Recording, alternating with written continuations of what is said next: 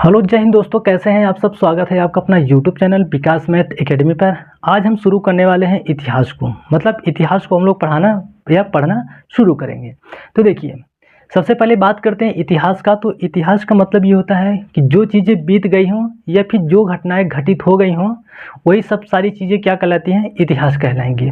अब लेकिन हमें जो पढ़ना है, तो हमें तो ऐसा नहीं कि हम पूरा इतिहास मतलब जितनी घटना घटी हैं सबको पढ़ेंगे। हम सिर्फ महत्वपूर्ण घटनाओं को इतिहास में पढ़ेंगे। ठीक, अगर हम पूरा घटना पढ़ना चालू कर देंगे ना, तो उम्र ख़त्म हो जाएगी, लेकिन जो है इतिहास कभी ख़त्म नहीं हो पाएगी। तो इसीलिए यहाँ पे परिभाषा हो जाता है, अतीत में महत्वपूर्ण घटनाओं का अध्ययन ही क्या कहलाता है, इतिहास कहलाता है। ठीक, अतीत का मतलब होता है जो बीत गया हो, जो बीत गया उसी को अतीत बोला जाता है। अगर हम यहाँ पे इसके जनक की बात करें या फिर इसके पिता की बात करें, तो इसके पिता को बोला जाता है हेरोडोटस, अर्थात इतिहास के जनक या पिता कौन कहलाते हैं, हेरोडोटस कहलाते हैं। अब देखिए, सुविधा की दृष्टि से इतिहास को जो है 3 कालखंडों में बांट करके पढ़ा जाता है। पहला आपका होता है प्राचीन इतिहास, दूसरा मध्य इतिहास और तीसरा आधुनिक इतिहास। तो प्राचीन इतिहास, मध्य इतिहास और आधुनिक इतिहास, 3 कालखंड में इसको बांट करके हम लोग पढ़ते हैं। 3 कालखंड हो गया।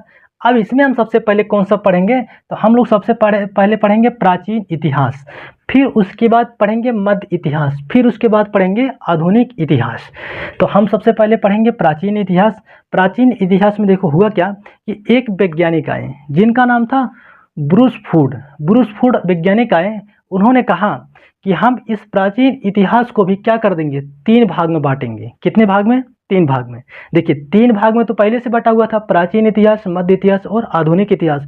लेकिन इसके बाद भी इन्होंने क्या कहा कि हम जो प्राचीन इतिहास है उसको भी 3 खंडों में या 3 भागों में बांट देंगे। तो उन्होंने 3 भागों में बांटा। तो सबने पूछा, बताओ भाई तुम किस आधार पर उसको बांट दोगे, ये तो समय के अनुसार से बटा हुआ है, प्राचीन इतिहास, मध्य इतिहास, आधुनिक इतिहास, या फिर घटनाओं के आधार पर बांटा हुआ है। तो इन्होंने कहा कि हम जो है लिखावट के आधार पर बांटेंगे। किस आधार पर, लिखावट के आधार पर। तो इन्होंने लिखावट के आधार पर जो है इतिहास को 3 भागों में बांट दिया।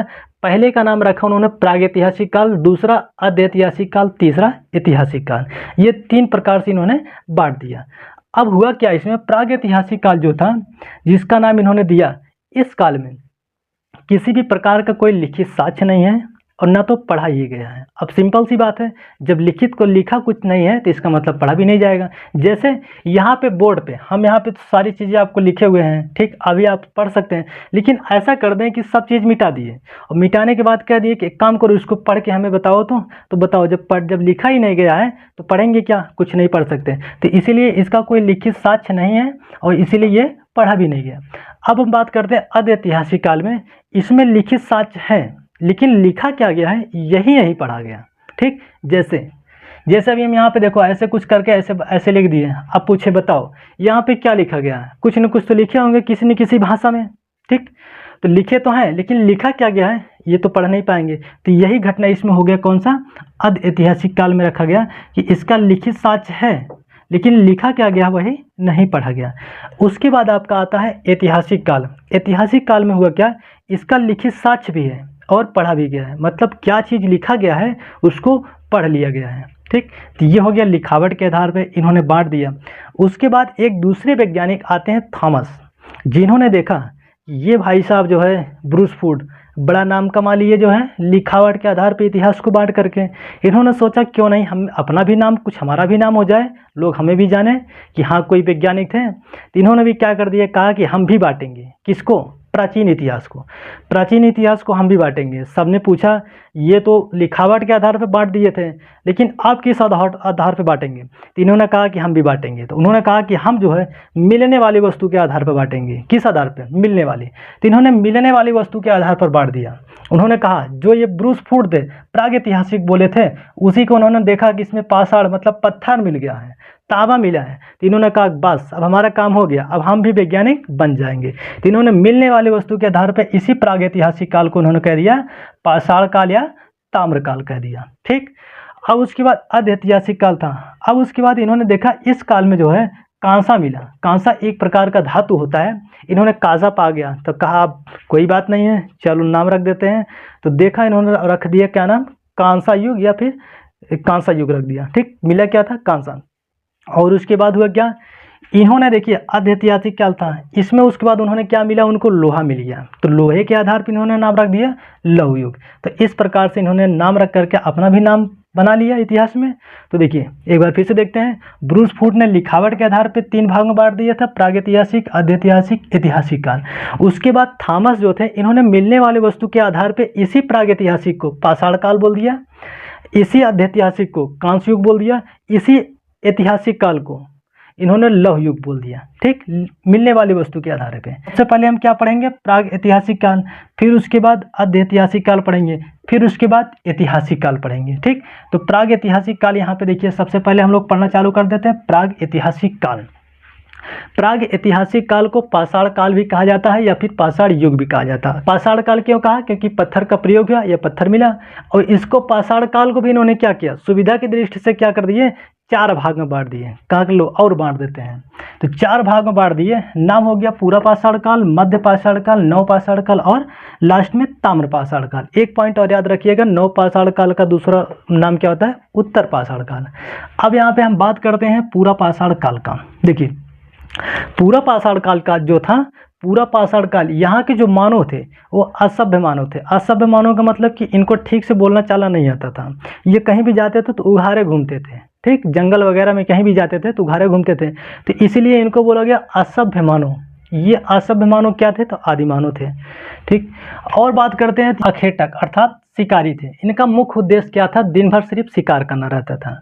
और आगे बात करते हैं तो ये खाद्य संग्राहक थे। खाद्य संग्राहक का मतलब ये होता है कि दिन भर जो शिकार करते रहते थे उसको कुछ खाते थे और पूरा तो खा नहीं पाते थे, क्योंकि ज़्यादा मात्रा में शिकार कर लेते थे ये लोग। मेन काम वो शिकार करना रहता था और कुछ तो काम धाम रहता नहीं था, तो शिकार ज़्यादा हो जाता था, जानवर ज़्यादा मार देते थे, तो उस दिन तो खाते थे, उसके बाद उसको स्टोर करके रख लेते थे, 2-3 दिन चलता था आराम से बढ़िया से। तो ये खाद्य संग्राहक मतलब भोजन को इकट्ठा करके भी रखते थे, 2-3 दिन चलता था। और खाना बदोश भी थे। खाना बदोश का मतलब ये था कि इनका मुख्य उद्देश्य सिर्फ भोजन ही था और इनको किसी चीज़ के मतलब नहीं रहता था। ना तो इनको पढ़ने से मतलब रहता था, ना तो इनको लिखने से मतलब रहता था, ना तो इनको इंस्टाग्राम चलाने से मतलब रहता था, ना इनको फेसबुक चलाने से मतलब रहता था, ना इनको व्हाट्सअप चलाने से मतलब रहता था। आज के युवा का सब ये सारी चीज़ों से मतलब है, इंस्टाग्राम भी चलाएगा, फेसबुक चलाएगा, व्हाट्सअप भी चलाएगा, ठीक, और बतियाएगा भी।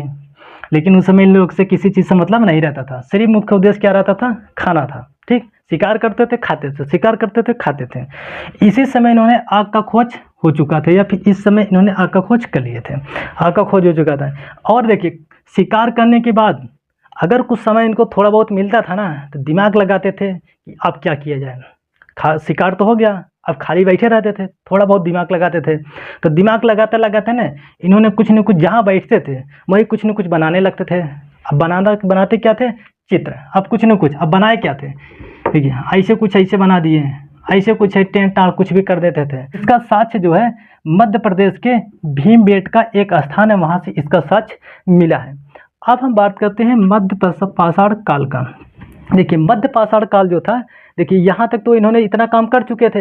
अब इनको धीरे धीरे इनको बुद्धि का विकास हुआ। ठीक, जब बुद्धि का विकास हुआ तो ये क्या कर दिए, छोटे छोटे पत्थरों के जो पत्थर होते थे उसे उसको घिस घिस करके छोटा छोटा औजार बनाते थे और उसी औजार से जो है शिकार करते थे। और छोटे छोटे पत्थरों के औजार को क्या बोला गया, माइक्रोलिथ बोला जाता था। ठीक, यह बोला जाता है।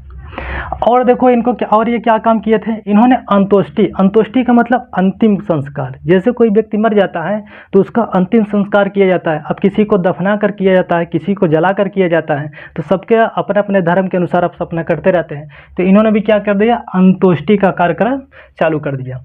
अब उसके बाद आते हैं नव पाषाण काल। नव पाषाण काल का दूसरा नाम क्या होता है, उत्तर पाषाण काल, जो कि अभी जस्ट बताए हैं। इस काल में हुआ क्या, ये मानव अब धीरे धीरे देखिए सभ्य मानव के रूप ले रहे हैं, या फिर सभ्य मानव की तरफ ये धीरे धीरे आगे बढ़ रहे हैं। अब इन्होंने अस्थाई आवास बना लिया। क्या बना लिया, अस्थाई आवास। जब आवास बना लिए मतलब घर बना लिए, तो ये जो पानी पीने के लिए सबसे पहले मन का मतलब घड़ा का प्रयोग किए। आज भी देखते हैं गर्मी के समय में जो घड़ा रखा जाता है उसका बहुत पानी बड़ा ठंडा होता है। ठीक, और इन्होंने जब अस्थाई आवास बना लिए तो इन्होंने सोचा क्यों नहीं हम कुछ न कुछ और काम करें। तो इनके दिमाग में आया कि कुत्ता पाल लेते हैं। तो इन्होंने क्या कर दिया, कुत्ता पाल लिया।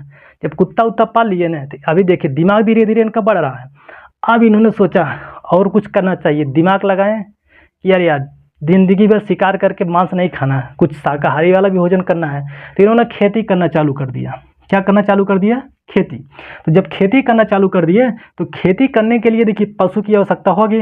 आज ने ट्रैक्टर हो गया है, लेकिन पहले के समय में ऐसा नहीं था। पहले पशुपालन चालू कर दिया, अर्थात जब बैल भी पालना चालू, बैल से खेती करते थे और जो गाय वगैरह भैंस वगैरह थी उनसे क्या करते, अपना दूध का अपना खाना पीना अपना चलता था उनका। ठीक, तो मतलब कहने मतलब पशुपालन चालू कर दिए। अब उसके बाद देखिए खेती जब करना चालू कर दिए, पशुपालन चालू कर दिए, तो खेती का तो खेती पशुपालन से हो गया। लेकिन अब जो अनाज होता था उस अनाज को ले जाने के लिए आज जैसे ट्रैक्टर का व्यवस्था हो गया है, जाता है फसल को लेके जाता है, अपने घर लेके आता है। लेकिन उस समय उन्होंने क्या कर दिया ना कि किसी चीज़ को ढकेल के ले जाना होता था, तो ढकेले में बड़ी मेहनत लगती थी। तो इन्होंने सोचा क्यों नहीं कुछ हम ऐसा चीज़ बना दे जिसके सहारे से थोड़ा सा ताकत कम लगे और वो चलता रहे। तो इन्होंने आविष्कार कर दिया पहिया का। जब पहिया का आविष्कार कर दिया तो अब पहिया के माध्यम से उन्होंने क्या कर दिया, उस पर अपना पटरा वटरा रख करके जो भी चीज़ें अपना उनका सिस्टम रहता था उस हिसाब से रख करके और ढकेलते हुए लेके जाते थे। जैसे आज भी देखेंगे ठेला है ना, तो ठेला को अगर चक्का निकाल देंगे ना तो उसको ढकेलते रहिए। गाड़ी है ना, गाड़ी को अगर चक्का निकाल दिए उसको ढकेलते रहिए। 1 किलोमीटर जाते जाते आपका हालत ख़राब हो जाएगा। अगर वही पहिया लगा रहेगा तो 5 किलोमीटर खींच ले जाएंगे।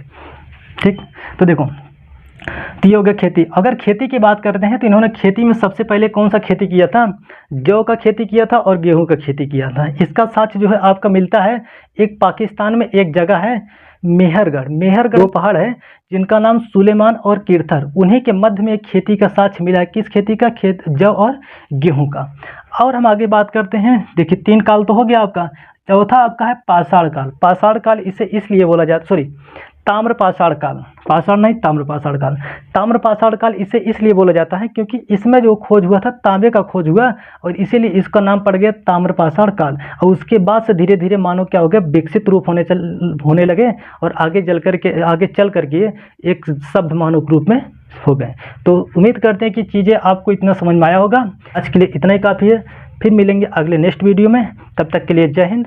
स्क्रीनशॉट लेना चाहते हैं तो ले सकते हैं।